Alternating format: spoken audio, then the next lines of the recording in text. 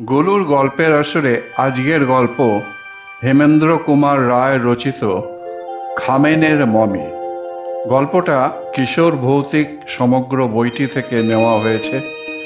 পাঠে আমি মনতোষ। ইউরোপ থেকে ফিরছি। ফেরার পথে মিশর দেখার খুব ইচ্ছে হলো, তাই কায়রোতে নেমে গেলাম। এখন প্রাচীন মিশর আর নেই। নেই সেই অতীত কীর্তি, বিপুল সভ্যতা, বিচিত্র শিল্প গৌরব, দিগ্বিজয়ী রাজারা, পরাক্রমশালী পুরোহিতরা, যা সমস্ত জগতের বিস্ময় আর শ্রদ্ধা আকর্ষণ করত। আজ তারা ইতিহাস মাত্র, যদিও পিরামিড ও দেব পূজার মন্দিরগুলো এখনো বর্তমান। কার্নাকের মন্দিরের সামনে বসে এইসবে ভাবছিলাম, হঠাৎ লক্ষ্য করলাম এক বৃদ্ধ বেদবিন আমাকে খুব মনোযোগ দিয়ে লক্ষ্য করছে। খানিক পরে সে আমার খুব কাছে এসে ফিস ফিস করে বলল, স্যার, মমি কিনবেন? খুব ভালো একটা মমি আছে। মমি কেনার শখ আমার ছিলই বরাবর।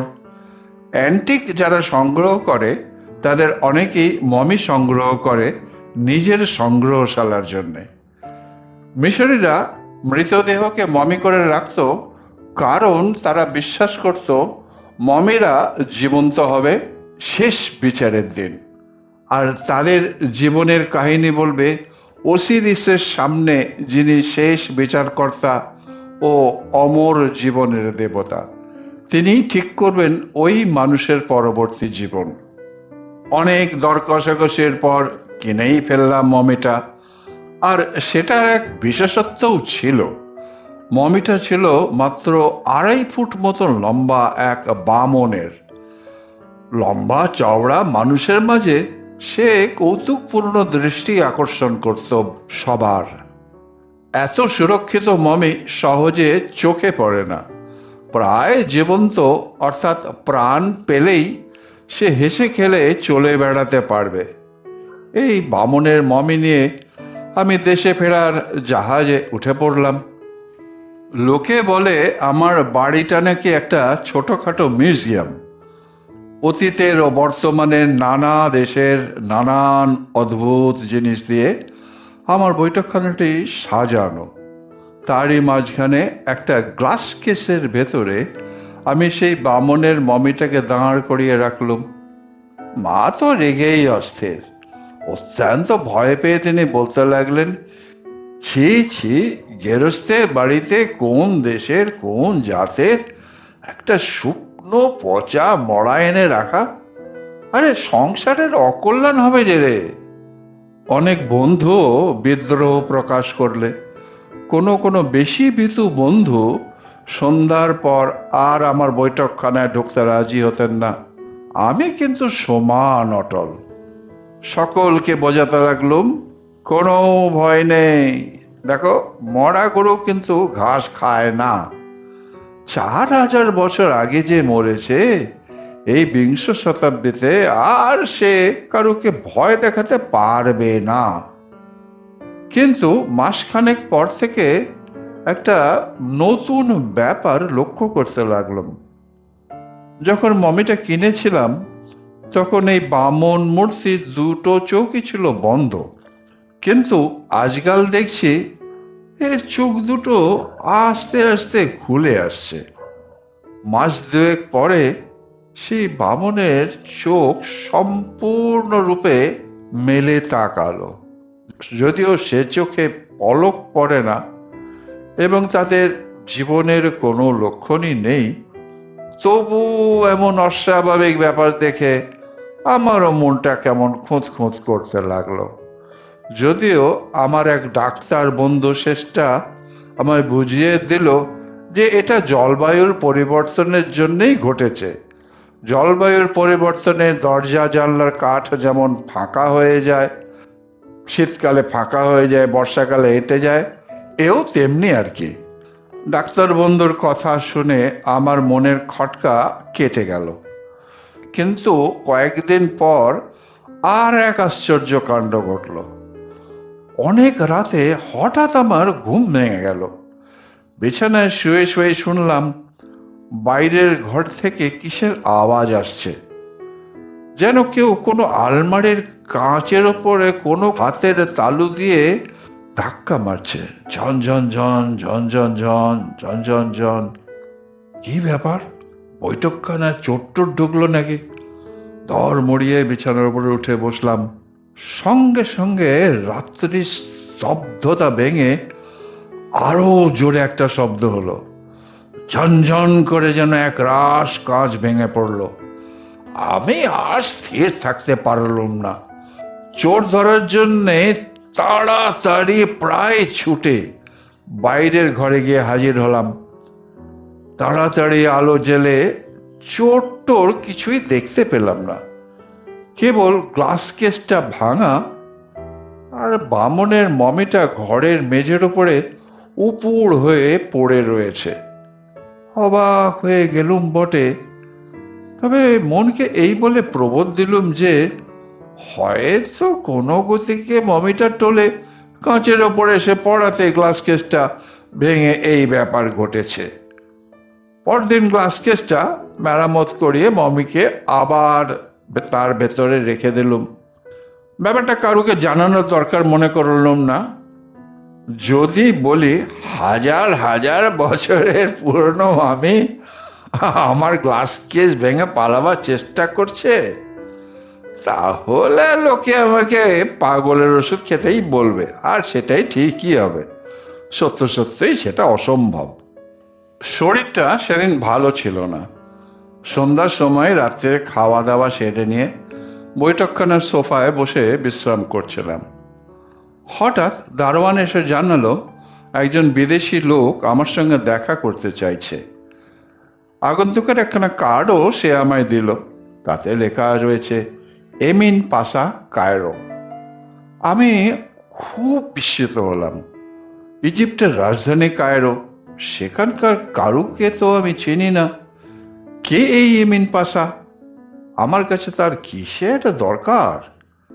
যা হোক, দারোয়ানকে বললাম তাকে ভেতরে পাঠিয়ে দিতে। মিনিট খানেক পরে যে মূর্তি ঘরের দরজায় এসে দাঁড়ালো তাকে দেখার কল্পনাও আমি করিনি। মাথায় সে প্রায় 6.5 ফুট উঁচু, তার উপরে একটা ফেজ টুপি থাকার দরুন তাকে আরো বেশি লম্বা দেখাচ্ছিল। চওড়ায় কিন্তু তার দেহ রীতিমতো শীর্ণ। একটা কমফোর্টার দিয়ে প্রায় তার সারা মুখ আর গলাটা ঢাকা। তার ভেতর থেকে দেখা যাচ্ছে কেবল চশমা পরা দুটো তীক্ষ্ণ চোখ এবং নাক ও গালের সামান্য অংশ মাত্র। পরনে হাঁটু পর্যন্ত ঝোলানো একটা কোট আর ইজের। আগন্তুককে দেখেই আমার মনের ভেতরে কেমন একটা অজানা অদ্ভুত ভাব জেগে উঠল।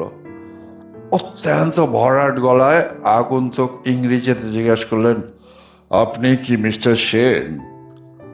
আগন্তুকের চোখের দৃষ্টি এত প্রখর যে সেদিকে তাকানো যাচ্ছে না। চোখ নামিয়ে আমি বললাম, বসতে আজ্ঞা হোক মিস্টার এমিন পাশা। আপনার জন্য আমি কি করতে পারি? এমিন পাশা আমার সামনের একটা চেয়ারে বসে পড়লেন। তারপরে ধীরে ধীরে বললেন, মিস্টার সেন, সুদূর কায়রো থেকে আপনার সঙ্গে আমি দেখা করতে এসেছি। আমি সবিস্ময়ে বললাম, আমার এতটা সম্মানের কারণটা কি? এমিন পাশা সামনের টেবিলের উপরে ঝুঁকে পড়ে বললেন, মিস্টার সেন, খামেনের মমি আপনার কাছেই তো আছে দেখি। খামেন? খামেন কি? খামেন ছিল 4000 বছর আগে মিশরের এক বামন পুরোহিত। এই মাস কয়েক আগে খামেনের সমাধি থেকে মমিটা একজন বেদুইন চুরি করেছিল। ওসিরিসের অভিশাপে সেই হতভাগ্য বেদুইন আজ আর বেঁচে নেই। কিন্তু আমি খবর পেলাম খামেনের মমিটা আপনার কাছেই আছে। আমি বললাম, কিন্তু সেই মমিটা আমি তো টাকা দিয়ে কিনেছি। এমিন পাশা পকেট থেকে এক তাড়া নোট বের করে বললেন, কত টাকা পেলে আপনি খামেনের মমি আমায় ফিরিয়ে দিতে পারেন? আমি বেশ একটু বিরক্ত হলাম, বললাম, মমিটা বেচবো বলে কিন্তু আমি কিনিনি, আর টাকার লোভ আমাকে দেখাবেন না। এমিন পাশা তার দুই কনুই টেবিলের উপরে রেখে হাত দুখানা কপালের উপরে এমন ভাবে রাখলেন যে তার চোখ দুটো আমার চোখের আড়াল হয়ে গেল। সেই অবস্থায় তিনি বললেন, মিস্টার সেন, খামেনের মমের ওপরে আপনার কোনো দাবি কিন্তু নেই। আমি হেসে বললুম, টাকা দিয়ে কিনেও ওর ওপরে যদি আমার দাবি না থাকে, তবে দাবি আছে কার? অত্যন্ত গম্ভীর স্বরে এমিন পাশা বললেন, মিস্টার সেন, ও মমির ওপরে কোনো মানুষের দাবি নেই। মমি টাকা দিয়ে কিনবার জিনিস নয়। ওসিরিস তাকে গ্রহণ করেছেন। আমি হেসে উঠে বললুম, ওসিরিস? আরে সে তো সেকালে রূপকথার দেবতা। এমিন পাশার সারা দেহের ওপর দিয়ে যেন একটা কম্পনের বিদ্যুৎ খেলে গেল। হঠাৎ চেয়ারের উপরে সিধে হয়ে বসে কঠিন কর্কশ স্বরে তিনি বললেন, না, ওসিরিস রূপকথার দেবতা নন। আজকের এই দুদিনের সভ্যতা আধুনিক মানুষকে অন্ধ আর ভ্রান্ত করে তুলেছে, তাই তারা এমন কথা বলতে সাহস করে। ওসিরিস হচ্ছেন সর্বশক্তিমান, অমর জীবনদাতা। প্রাণ গেলেও মানুষের আত্মা বর্তমান থাকে। প্রত্যেক মানুষের আত্মা তার দেহ ওসিরিস গ্রহণ করেন। শেষ বিচারের দিন পর্যন্ত সেই দেহ তাঁরই তত্ত্বাবধানে থাকে। ভূত, ভবিষ্যৎ, বর্তমানে তিনি ছাড়া আর কারোরই মানুষের মৃতদেহের উপরে কোনো অধিকার নেই। আমি অত্যন্ত অবহেলা ভরে বললাম, বেশ, তাহলে ওসিরিস নিজে এসে যেদিন দাবি করবেন সেই দিন আমি খামেনের মমি তাকে ফিরিয়ে দেব। এমিন পাশা আচম্বিত চেয়ার ছেড়ে দাঁড়িয়ে উঠে চিৎকার করে বললেন, নির্বোধ, নির্বোধ মানুষ, তাই নাকি? বলেই তিনি এক টানে তার মুখের কমফোর্টার মাথার টুপিটা খুলে ফেললেন এবং চশমাখানা টেনে একদিকে ছুঁড়ে ফেলে দিলেন। তারপর আমার স্তম্ভিত দৃষ্টি এক অভাবিত ও অসম্ভব দৃশ্য দেখল। এমিন পাশার কাঁধের ওপরে যে মুখখানা জেগে রয়েছে তা কোনো জ্যান্ত মানুষের মুখের মতো নয়। সে হচ্ছে হাজার হাজার বছরের পুরনো অত্যন্ত শুকনো এক নরদেহ, অর্থাৎ ভীষণ মমির মুখ। মাথার ওপরে শুকনো মুখের দুপাশে রুক্ষ হলুদ কেশপাশ লটপট করে দুলছে, আর চিবুক থেকে তেমনি শুকনো দাড়ি বুকের উপরে ঝুলে পড়েছে। এই মুখ আমি ইজিপ্টের জাদুঘরে দেখেছি। এ হচ্ছে ওসিরিসের প্রস্তর মূর্তির মুখ। মাথা ঘুরতে লাগলো, সারা দেহ অবশ হয়ে এলো।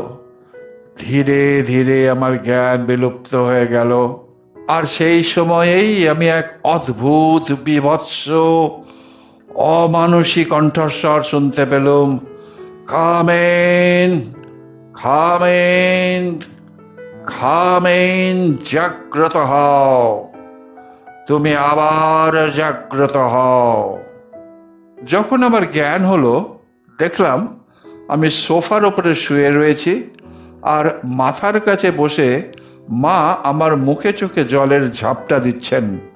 সব কথা আমার মনে পড়ে গেল। তাড়াতাড়ি উঠে বসলাম। মা উদ্বিগ্ন স্বরে বললেন, হ্যাঁ বাবা, তোর কি হয়েছিল বাবা? এখানে এত গোলমাল হচ্ছিলই বা কেন? আর এই আর ওই গ্লাস কেসটাই বা ভাঙলো কেমন করে? আমি এক লাফে দাঁড়িয়ে উঠে দেখি গ্লাস কেসটা চূর্ণ বিচূর্ণ হয়ে গেছে, আর তার ভেতরে বামনের সে মমিটা আর নেই। তাড়াতাড়ি ফিরে বললুম, মা, মা এখানে এসে আর কাউকে দেখতে পেয়েছো? মা কিছুই বলতে পারলেন না। চেঁচিয়ে দারোয়ানকে ডাকলুম, তার মুখে জানলাম ফটক থেকে কেউ বাইরে বেরোয়নি। সারা বাড়ি তন্ন তন্ন করে খুঁজেও পেলাম না আমার সর্বশেষ আকর্ষণ মমিটা। আচ্ছা, আমি কি স্বপ্ন দেখছিলাম শরীর খারাপের জন্যে, নাকি কোনো চোর আমায় ছদ্মবেশে এসে ভয় দেখিয়ে মমিটা চুরি করে নিয়ে গেছে? মনটা ভারাক্রান্ত হয়ে গেল।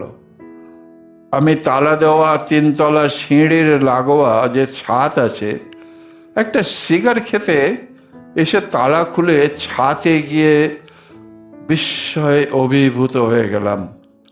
মমিটা তালা দেওয়া ছাদে ভেঙে টুকরো টুকরো হয়ে পড়ে আছে, কিন্তু মাথাটা নেই।